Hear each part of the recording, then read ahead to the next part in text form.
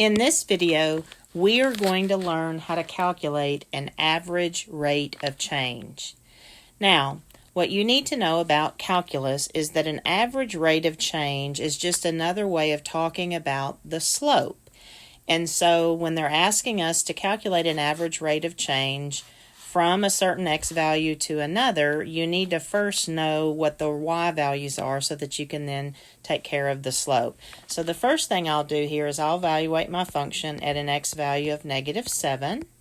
So when I plug it in, 9 times -7 minus 3 will give me a -63 minus 3, which is a -66.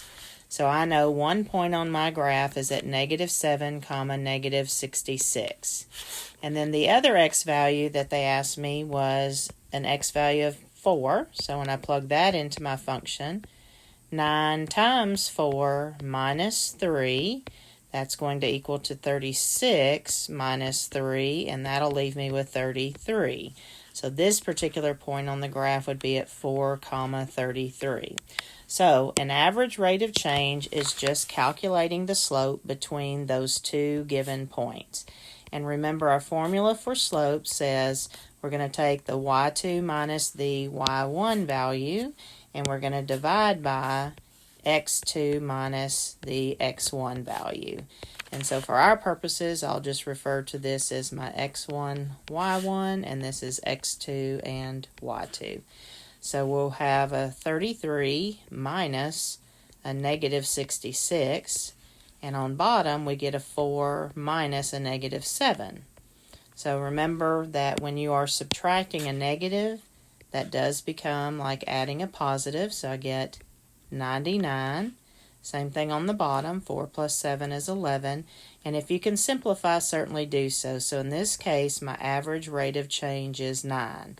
Now, I will tell you, yes, you could have just looked at this particular function and said, well, I know that the slope is 9, and you just told me that average rate of change is the slope.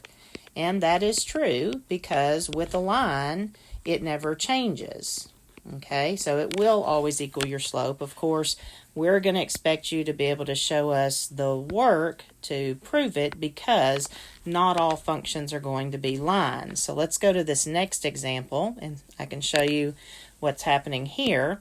And so in this case, we don't have a line, which means that your slope is going to constantly be changing depending on which 2 points you're talking about. So for example, if I'm talking about these 2 points, that slope is a lot different from if I'm talking about those 2 points. So you can't always just be able to look at the function and know exactly what the average rate of change is.